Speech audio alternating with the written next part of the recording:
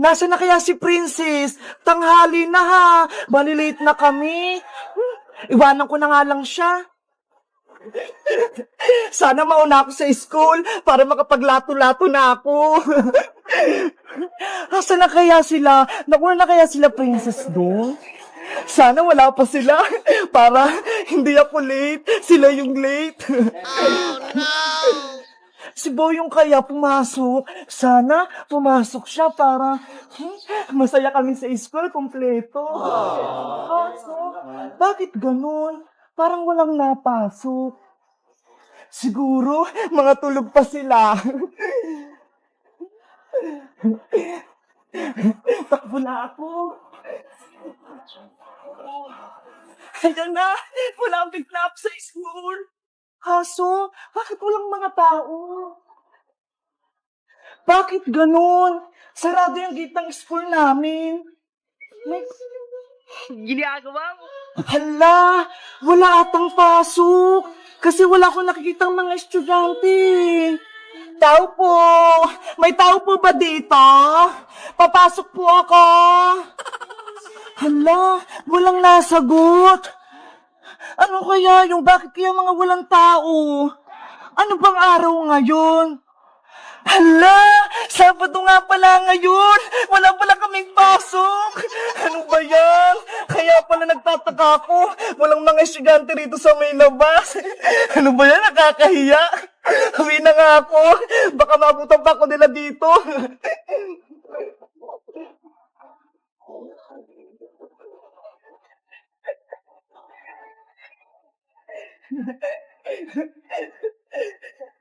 Wala kaming pasok. Sabado ngayon.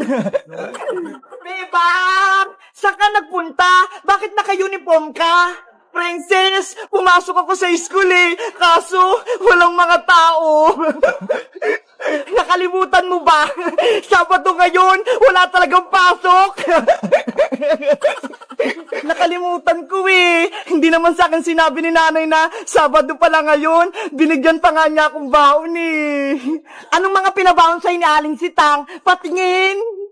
Ito, marami akong pagkain dito. Oh, tignan mo, ang dami ni nanay pinabaon pa sa akin. Wow, ang sasarap naman yung bebang. May juice pa. Magmerienda lang tayo dun sa may duyan. Sige, kainin na lang natin. Hindi naman magalit si nanay eh. Mabubusog na naman ako nito. Meanwhile, Bebang, bigyan mo na ako ng merienda ko. Princess, sa'yo na tong plus tsaka cheese it. Di ba favorite mo to? Wow, ang sarap nito. Plus apple. Akin naman tong Yakult tsaka cupcake para maging healthy ako.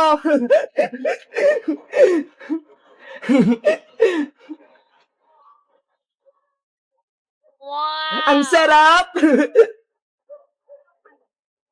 Napagod kasi ako sa school eh. Tapos wala pa ng pasok. Bebang, pumunta ka ulit sa school bukas ha. Kahit linggo, walang pasok. Para may merienda ulit tayo. Tapos bigyan mo ulit ako. Hello guys! Ako si Bebang. Pumunta ako sa school kanina. Yun pala, wala pala kaming pasok. Kasi Sabado pala ngayon. Si nanay, pinabawalan ako ng cupcake, tsaka tuho, Yakult, pati chichirya. Kayo guys, anong pinapabaon sa inyo ng mama at papa nyo? Pagpapasok kayo sa school, mag-comment lang kayo. Bye-bye!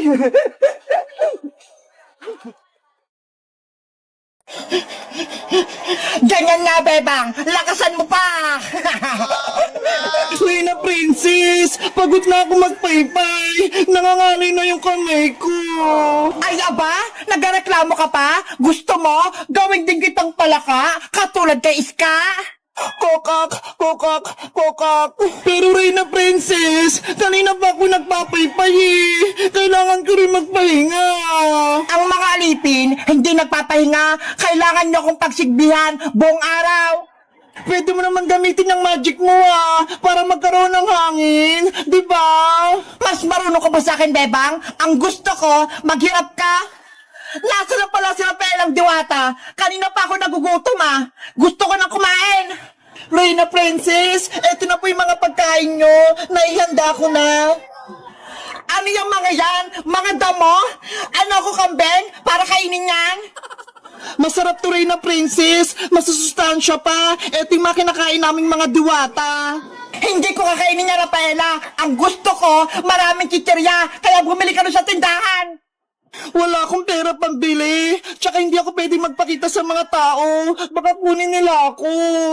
Gumawa ka ng paraan para makakuha ka ng chichirya ko. Gamitin mo kaya Reyna Princess yung powers mo para magkaroon ka agad ng pagkain. Ayaw ko ang gamitin, di ba? Ang gusto ko, nahihirapan kayong lahat. Reyna Princess, ako na lang gagawa ng paraan para makuha ng chichirya. Huwag na si Rafaela.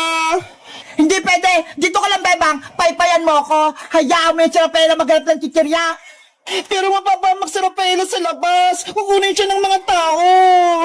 Gusto mo ba talaga maging palaka, Bebang? Ako ang masusunod, hindi ikaw. Bebang, hayaan mo na. Kaya ko naman siguro kumuha ng chichirya sa may tindahan. Mag-ingat ka, Rafaela, ha? Delikado din sa labas. Oo, babalik agad ako kapag nakuhaan ko na ng pagkain si Reyna Princess. Huwag mong balaking tumakas, Rafaela, para hindi mapahamak itong mga kaibigan mo. Naintindihan mo ba ako? Naintindihan ko. Sana ako na lang kumuha ng chichirya. Hindi na si Rafaela. Ang dami niyong drama. Bebang, paypayan mo na ako. Bilis! Opo, mahal na Reyna. Oh no!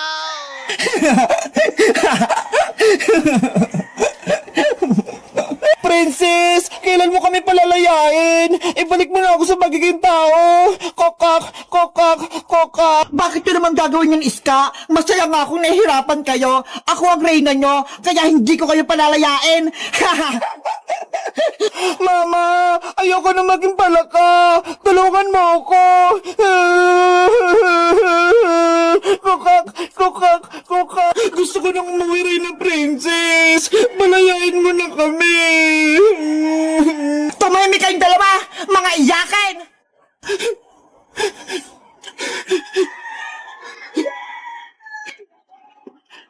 Saan kaya kukuha ng chichirya? Ang sabi ni Princess, sa tindahan daw. Pero anong gagawin ko? Wala naman akong pera. Wala akong pambili.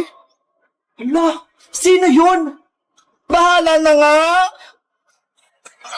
Tsaka big nakikita ko. May mga pakpak. Di ba mo? Ang ganda niya, grabe! In love na ata ako sa kanya!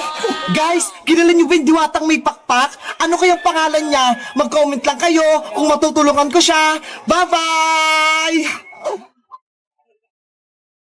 Princess! Siska! Nakagat ng ahas! Kailangan natin siyang gamutin! Oh no! Anong gagawin natin, Bebang? Hindi natin madala si Iska sa ospital kasi ang layo. May dala ka bang gamot sa bag mo? Tignan mo nga. Wait lang, titignan ko. Baka meron akong gamot dito. Sapatos. Hangin. Sandok ng kanin. Mangkok. Laruan tip-tip-tip-tipan. Damit. Remote. Ano yan, Princess? Iba-iba yung laman ng bag mo. May mga laro at gamot sa kusina. Kaya nga eh. Ito rin, plancha. Paano ba yan, Bebang? Wala akong gamot dito. Hindi natin magagamot si Iska. Oh no! Alam ko na, Princess. Maghahanap ako ng halamang gamot para itapol sa sugat ni Iska. Ayaw nga, no? Magandang naisip mo, Bebang. Wait ka lang dyan, ha? Maghahanap ako ng halamang gamot. Bantayan mo si Iska. Bilisan mo lang, Bebang, ha? Okay.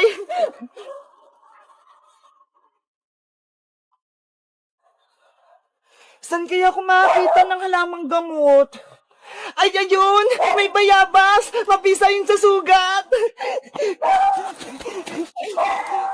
Sana, mapagaling nito si Iska.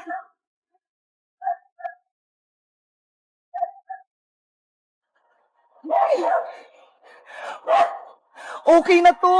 Babalik na ako sa tent namin. Princess, nandito na ako. May nahanap ka bang halamang gamot, Bebang? Meron. Ito ho, daon ng bayabas. Dikdikin mo na yan para ilagay sa sugat ni Iska. Yahoo! Ayan, kumatas na. Pwede na yan, Bebang. Sana, effective to. Iska, eto na yung gamot mo, ha. Bebang, magluluto lang ko ng pagkain natin, ha, para may makain tayo. Sige, habang ginagamot ko si Iska. A few moments later. Ito ang diskarte para makaluto sa gubat. Napanood ko to sa YouTube. Sana gumana. Anong lulutuin mo, Princess? Ang ganda ng lutuan mo, ah. May dala akong noodles dito, Bebang. Ito yung nilutuin ko. Sana masarap yung niluluto mo para mabusog ako.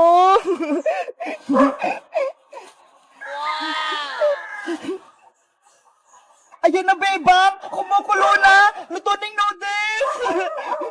Wow! Ang galing mo, Princess! Nakaluto ka nga! Sabi ko sa'yo eh, ang Girl Scout laging handa. Dapat marunong magluto sa gubat. Bebang! Princess! Princess! Siska!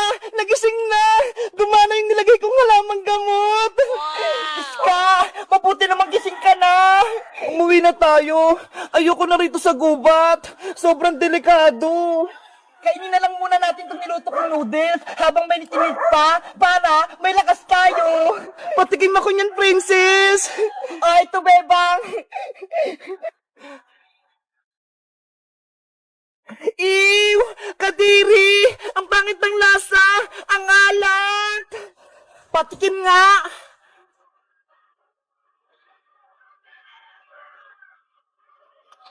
Ang alat nga! Saan mo ba kinuha yung tubig na pinangsabaw mo rito, Princess? Doon oh! Sa may bukal! Malapit sa kalabaw! Kaya pala maalat eh! Kasi ihinang kalabaw yung naigib mo, hindi tubig! Nyeh! Si Princess talaga! Pasaway! Pinangsabaw yung ihinang kalabaw! Ano ba yan? Sayang niluto ko! Gutom pa naman ako! Hello guys! Matutulog muna kami rito sa tent namin ngayong gabi. Tapos bukas, uwi na kami. Na-experience nyo na ba mag-camping sa gubat bilang isang Girl Scout o Boy Scout? Anong natutunan nyo? Mag-like at mag-comment lang kayo. Bye-bye!